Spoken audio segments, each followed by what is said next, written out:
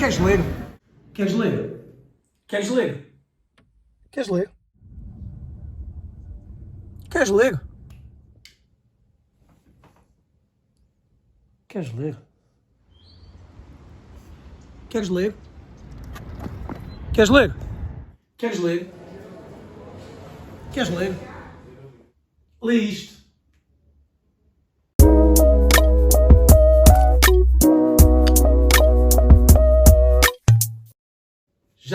Já sei. Andas sem tempo para ler. As novas temporadas das séries todas que estavas a acompanhar saíram agora.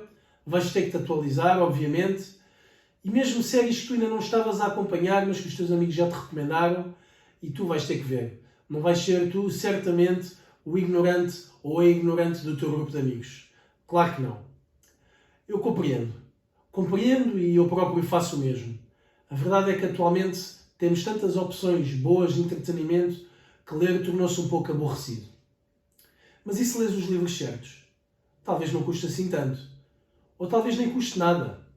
Ou talvez até venhas a perceber que por vezes, somente num momento a sós, entre ti e o teu livro, consegues encontrar a realização que por vezes todos nós andamos à procura.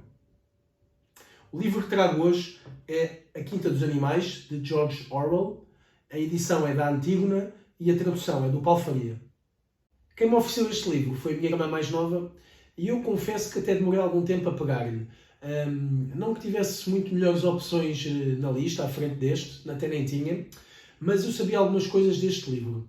Sabia desde logo que se trata de uma fábula, que é um género literário que eu por norma não sou um grande apreciador, e sabia que se trata de uma crítica encapuzada ao antigo regime soviético.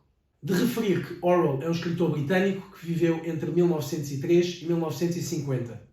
The Animal Farm foi editado em Portugal em 1945 e desde aí conheceu diversos títulos na nossa língua, sendo que para mim este, A Quinta dos Animais, é o mais feliz, até porque é o literal.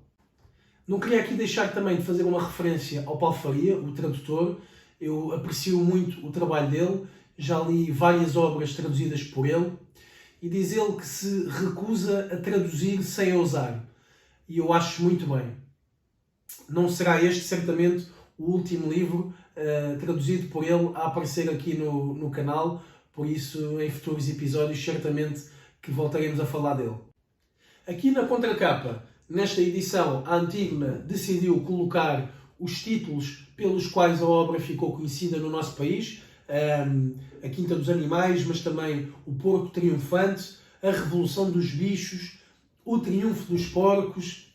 Eu confesso que quando vi aqui escrito O Triunfo dos Porcos, começaram como que a ressoar no meu cérebro uns acordes que eu não identifiquei logo de onde é que eram, mas alcancei a sua origem um pouco depois e percebi que se tratavam dos acordes iniciais da música Lyricistas, do Valete, uma música mítica, de um CD também ele mítico, para pessoas da minha geração. O CD chamava-se Educação Visual, saiu em 2002, e nessa música, Lyricistas, em que vários artistas participavam, a convite do Valete, um deles o Fuse. Há um verso dito pelo próprio Fuse que diz o seguinte: contra venenosos impedimos o triunfo dos porcos. E eu, na altura, tinha 12 anos quando esse álbum saiu e essa música. Não devo ter entendido imediatamente qual era a referência, talvez tenha entendido a mensagem, mas não a referência subliminar. E mais tarde, anos depois, percebi sim que se tratava de uma referência a esta obra, ainda com outro título, que não o que estou aqui a apresentar-vos, mas Fuse referia-se precisamente à história que eu vos vou falar hoje. Enfim, um à parte. O meu principal desafio será o de levantar um pouco o véu às obras que aqui trarei para te apresentar, mas sem te revelar demasiado, sem te fazer spoiler. Neste caso, o acontecimento que espoleta toda a história e que se passa logo no início do livro, trata-se de uma rebelião protagonizada pelos animais domésticos e que faz com que passem a ser eles quem manda na quinta, ao invés do senhor Reis, o humano proprietário, ou a partir de certa altura, o ex-proprietário. A partir daí, o leitor está autorizado a deliciar-se com o desenrolar dos acontecimentos. Personagens da nossa história. É uma lista de personagens relativamente curta e contempla nomes como o Major, o Napoleão, o Bola de Neve ou o Tagarela, entre outros, que são porcos, o Cavalo Trovão, as éguas Mimi e Feijoca, o Benjamin, que é um burro, a Cabra Sofia e Moisés, que é um corvo domesticado. Além deles, há ainda uma série de animais anónimos que são participantes na história. Estamos a falar de cães, ovelhas, galinhas, um galo e vacas.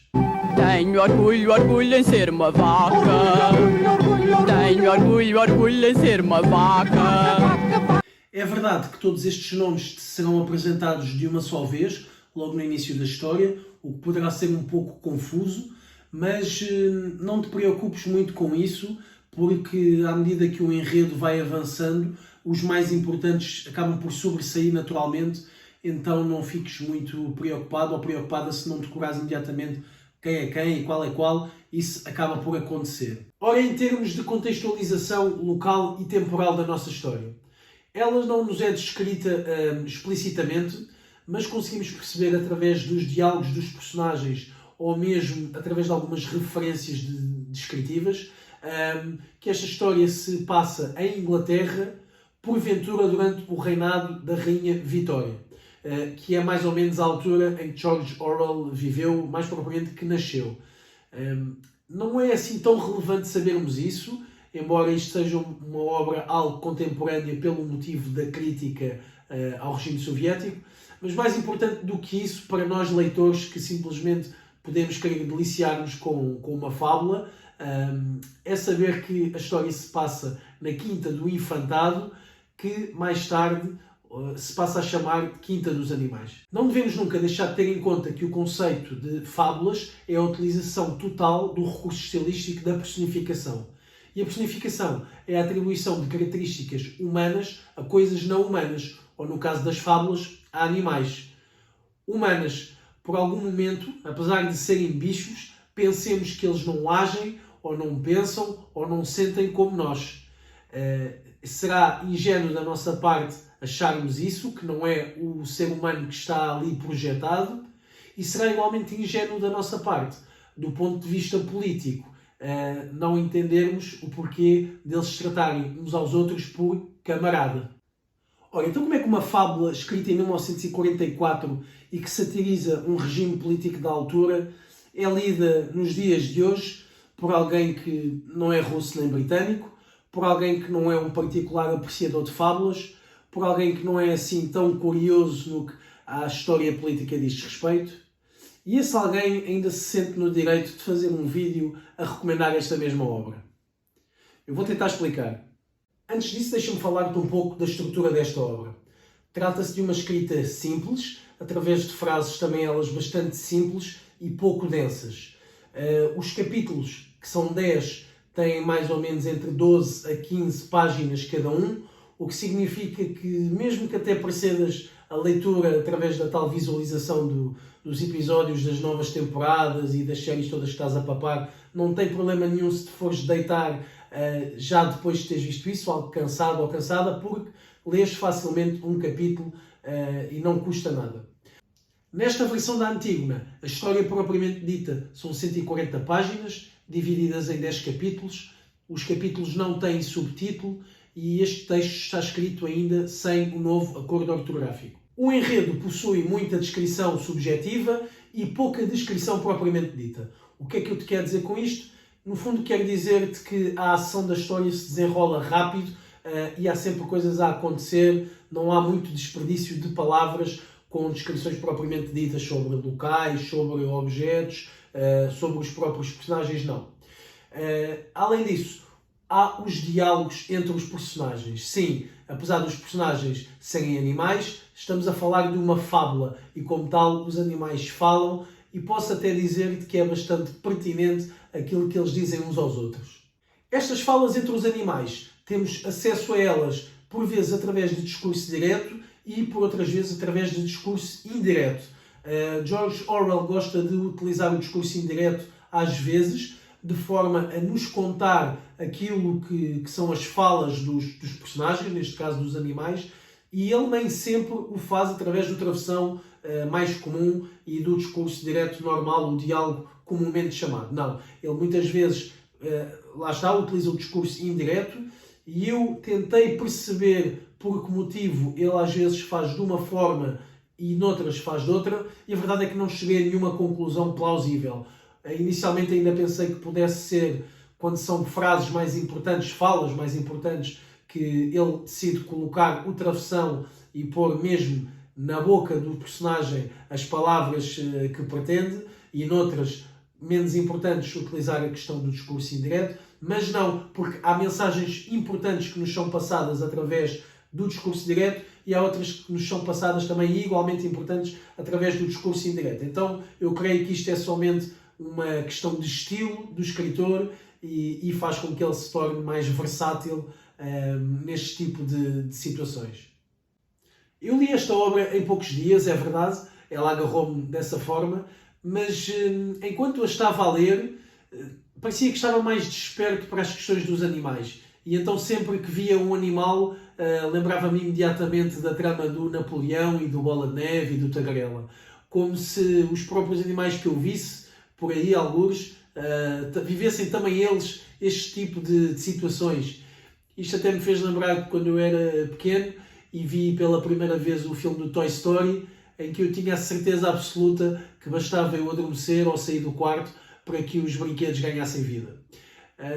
Enfim, o que eu quero dizer com isto é de que isto é um mérito do autor que nos envolve na trama de tal forma que enquanto estamos a ler, não enquanto estamos a ler literalmente somente a folhear as páginas, mas no período em que estamos a ler este livro, no nosso dia-a-dia, parece que estamos um pouco a viver e sempre a pensar de acordo com o universo que nos é apresentado.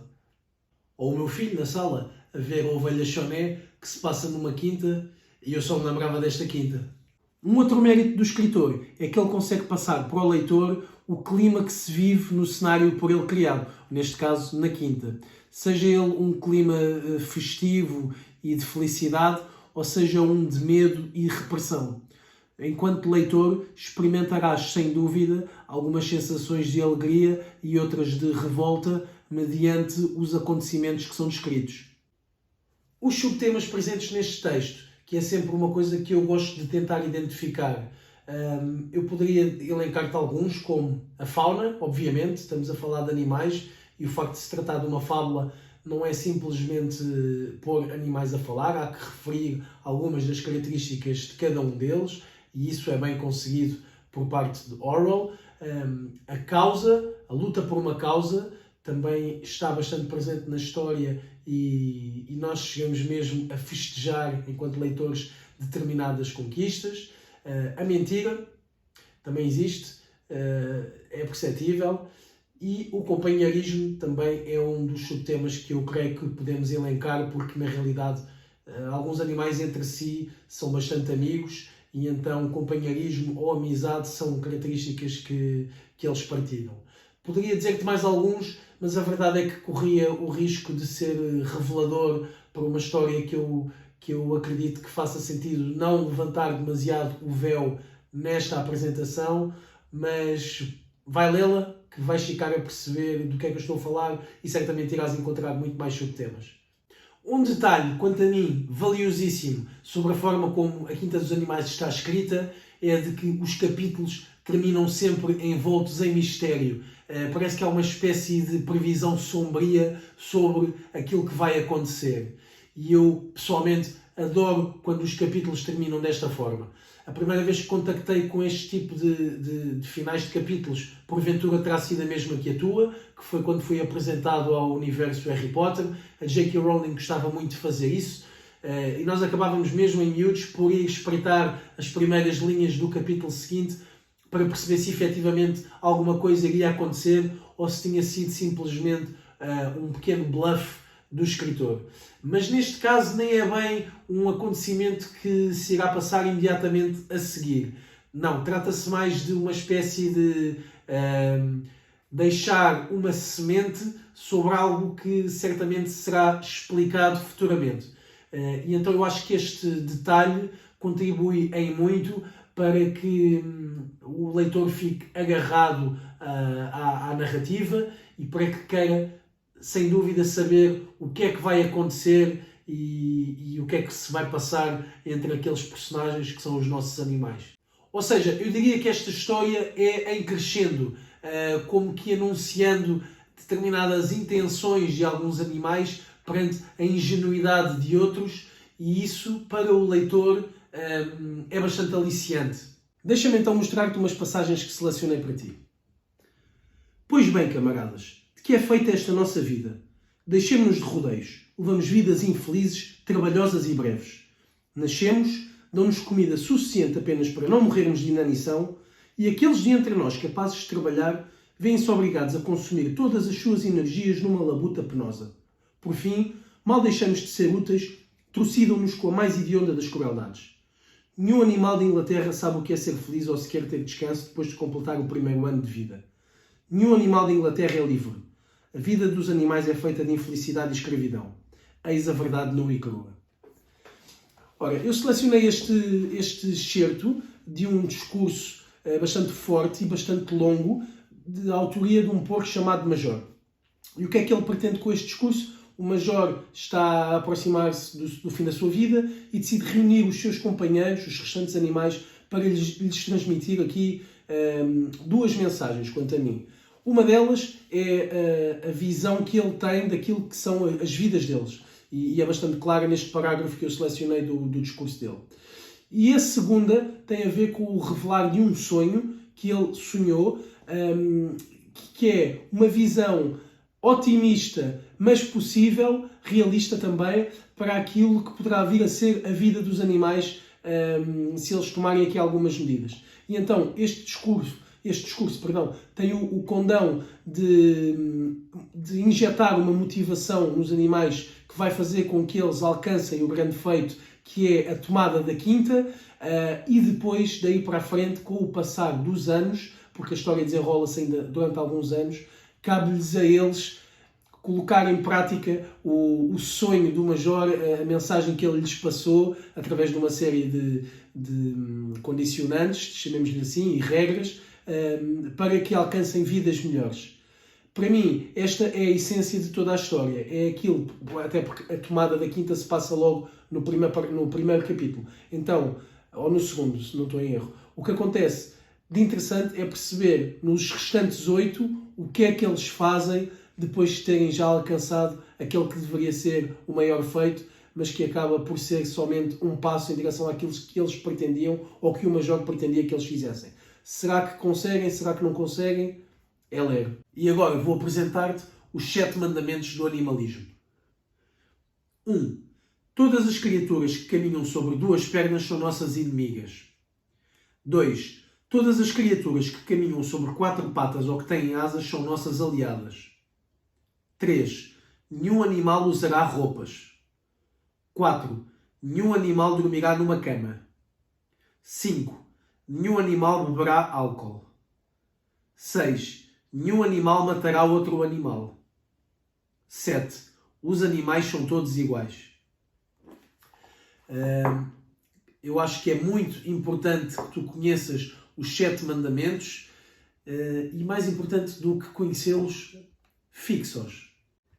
Curiosamente, Feijoca não se lembrava de qualquer referência a lençóis no 4º mandamento. Mas, uma vez que ali estava escrito na parede, o esquecimento fora seu, sem dúvida. Isto aparentemente é uma frase bastante simples e sem um grande conteúdo, mas na verdade esta frase tem aqui muito que se lhe diga. E porquê? Porque ela toca num ponto que acompanha toda a narrativa da Quinta dos Animais, que é precisamente a memória dos animais. E aqui, uma vez mais, é impossível de camuflar a projeção humana nestes animais, que esta fábula permite, porque questões relacionadas com incapacidade de memorizar uma série de coisas, e nós próprios sabemos que muitas vezes a nossa memória nos atraiçoa. Este tipo de questão acontece com os animais e poderá acontecer que esta característica seja utilizada por alguns com propósitos mais perversos, em detrimento de outros que simplesmente não têm capacidade para armazenar nas suas memórias uma série de coisas importantes. No princípio, a quando da primeira formulação das leis da Quinta dos Animais, fixara-se a idade de reforma dos cavalos e dos porcos nos 12 anos, das vacas nos 14, dos cães nos 9, das ovelhas nos 7 e das galinhas e dos gansos nos 5, com generosas pensões de velhice para todos. Até à data, nenhum animal se reformara ainda, mas o assunto era objeto de conversas cada vez mais insistentes. Qual programa eleitoral temos acesso às idades a partir das quais cada espécie poderia considerar a sua reforma? E, além disso, com generosas pensões de velhice. Eu acho isto fascinante, demonstra-nos a profundidade até onde foi a organização de tudo o que seriam as leis desta Quinta dos Animais, inventadas pelos mesmos, em seu benefício, obviamente, e achei por bem mostrar-te este detalhe. Mas não foi só esse o motivo porque eu te quis mostrar esta passagem. Foi também pelas palavras finais da mesma, que dizem conversas cada vez mais insistentes. E sobre esta expressão conversas cada vez mais insistentes, recai aqui uma conotação algo sombria, como se estas conversas insistentes, o facto delas insistirem, ser algo incómodo, porventura, para alguns dos personagens. Por fim, e para terminar com as passagens, eu poderia ler-te o último parágrafo da história, mas não o vou fazer, porque nós temos este pacto anti-spoiler e trata-se, na verdade, de um parágrafo bastante revelador. Mas posso dizer-te que é o meu preferido e é, quanto a mim, uma forma fabulosa de terminar esta nossa história da Quinta dos Animais. E neste caso, fabulosa, literalmente. A minha avaliação de A Quinta dos Animais de George Orwell é de 7,5 pontos em 10 possíveis, o que significa que eu recomendo vivamente a leitura desta obra. Acho que é fundamental que conheças a conquista alcançada pelos nossos amigos animais, a forma como eles se organizaram hierarquicamente para que a gestão da quinta fosse assegurada sem intervenção humana, ou sem liderança humana, as personalidades e as expectativas dos personagens que ficam bastante evidentes através dos diálogos que acontecem entre eles, toda a ironia que acompanha a obra ao longo da sua narrativa, a inesperada volatilidade de valores que na realidade deveriam ser considerados imutáveis e, por fim, as lacunas da utopia que é o regime comunista. A Quinta dos Animais, de George Orwell, 7,5. Quero, contudo, saber a tua opinião. Se ainda não leste este livro, diz-me se ficaste com vontade de o ler, ou se ficaste sem vontade nenhuma de o ler. Se já o leste, diz-me se achas que a minha classificação está muito alta ou muito baixa perante o teu próprio gosto. Para mim é interessante discutirmos sobre isso. Comenta, a caixa de comentários está lá para isso. A única coisa que eu te peço é que não faças revelações sobre a obra, que foi uma coisa que eu também evitei fazer aqui, para possíveis novos curiosos sobre este livro não ficarem defraudados e não levarem com qualquer spoiler, que eles não pretendem que isso aconteça seguramente.